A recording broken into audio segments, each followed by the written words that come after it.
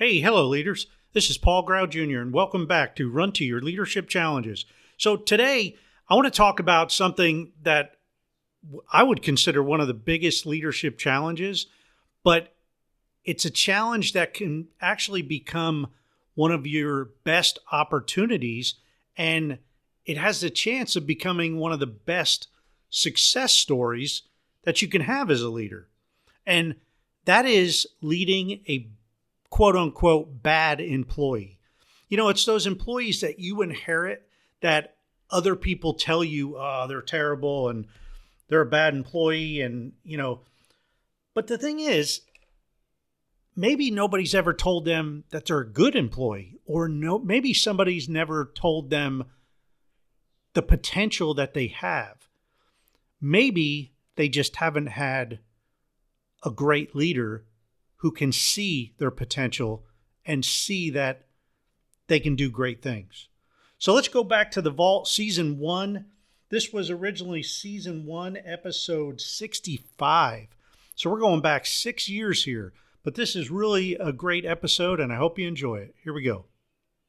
Hey, have you ever had a really bad team member who nobody else wanted? Every other team leader had rejected them, and you basically are stuck with them. If so, we're going to tackle that challenge today, but from a positive angle. Yep, you heard me right. Your worst team members may actually be your biggest opportunities to rise in a leadership role. By the way, if you've never had a really bad team member, consider yourself very blessed. It's only a matter of time. This episode will help you prepare for the rainy day that may just be heading your way. Last week, I attended the Orange Conference, and one of the speakers, Josh Shipp, talked about foster kids, specifically the not-so-well-behaved ones, and how he was actually one of them until one family in particular saw him for who he could be. One family saw an opportunity to help somebody. One family believed in him and never gave up on him. And that belief and mindset in him actually changed the course of his life.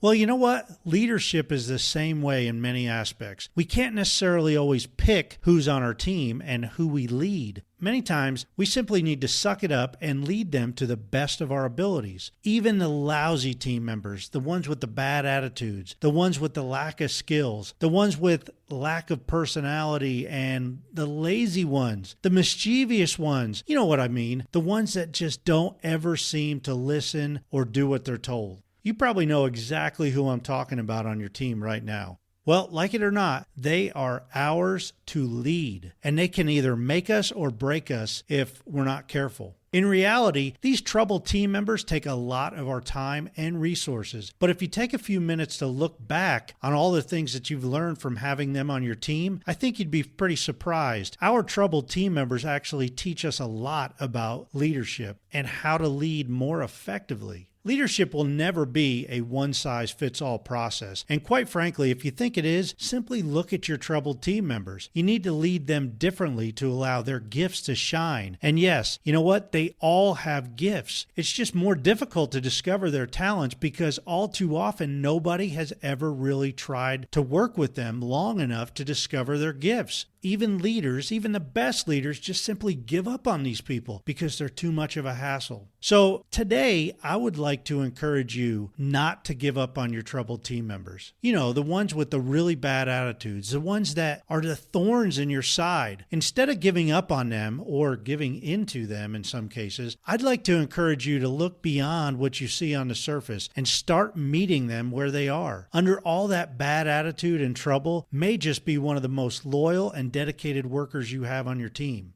Now, I realize that may seem like a huge stretch, but you never truly know until you try. Try to reach them by using a different leadership style. Get to know them. Invite them to have a real one-on-one conversation with you. Invite them to be a legitimate part of your team. Listen to them and assure them that you're not going to give up on them. Let them know you believe in them. And oh, by the way, you may actually be the first one to ever tell them that you believe in them. So be prepared for doubt and disbelief from them. If you tell them you believe in them, you may be treading on new territory and words they've never heard. And it may just scare the heck out of them. You'll have to ease into the whole conversation. You need to build a professional relationship with them so that they can trust you enough to want to have a conversation with you.